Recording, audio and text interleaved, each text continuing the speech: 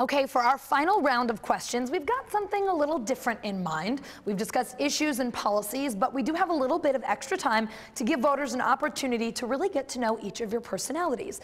The panelists are going to ask a question, and each of you will give a quick response. It's what we like to call the lightning round. Chris.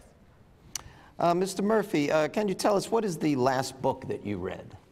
I just finished I'm finishing the new Steve Jobs biography. So a great book, a sort of fascinating opportunity to get in the mind of an amazing American inventor, and some good gossip along the way, too.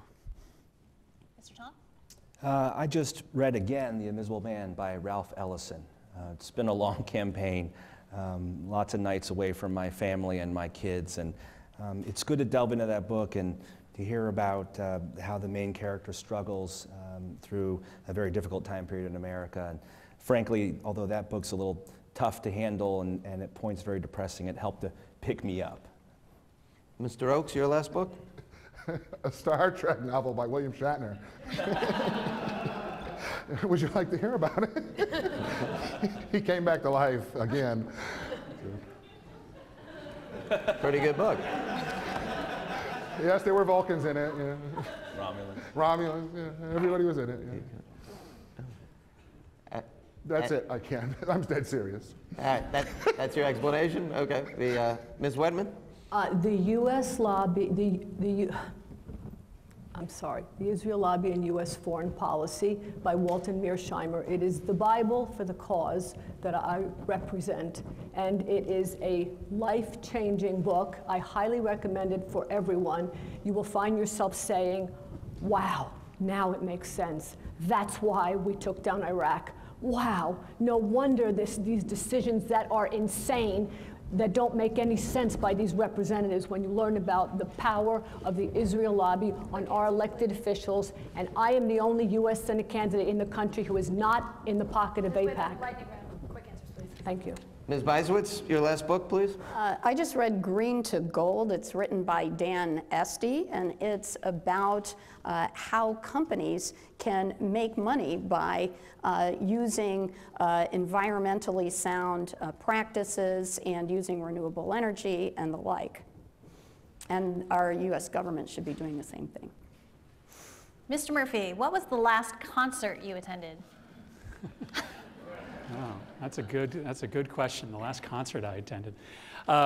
You know, I sort of have an embarrassingly diverse range of music tastes that my staff constantly reminds me about. A fairly obscure folk singer named Greg Laswell. I stole away one evening in Washington, D.C. and went to a concert he was playing down the street and sat and listened. So I occasionally will try to get away here and there to do things like that.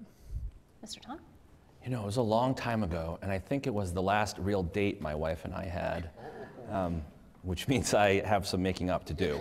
I think it was Erykah Badu at Radio City Music Hall. It was a great concert. Wow. Mr. Oakes? Johnny Maestro and the Brooklyn Bridge. Johnny Maestro is the original lead singer of the Crests. While most of you don't recognize his name, you all have to know 16 Candles. That was in the 50s. In the 60s, he met a group in New York called the Rhythm Method. They merged, became the Brooklyn Bridge, and had a huge hit in 1968 with The Worst That Could Happen. That's kind of fitting. But yeah, Johnny Maestro and the Brooklyn Bridge. All right. Ms. Whitnam? My husband and I were watching PBS one night, and we saw The Phantom of the Opera, and it was this wonderful finale. It was like last week, and Sarah Brightman came out, and all the old Phantom players, and it was just so great. We loved it. We just loved it. Ms. Beiswitz? My son Tristan's band concert at Middletown High School. He plays the sousaphone. He also plays the bagpipes, and he left at 3:30 this morning to go to Disney World with the Middletown High School band, an award-winning band, my alma mater. Very nice. Before we ask the next question, just a reminder, if we could keep these answers, we want some quick one-word answers, especially on this next one. Chris? This is very quick. We'll start with Mr. Oakes. Yankees or Red Sox? Oh, Red Sox. Ms. Whitman? Red Sox. Yankees. Mr. Murphy? Oh, Red Sox. Can I plead the fifth on this one? Yankees.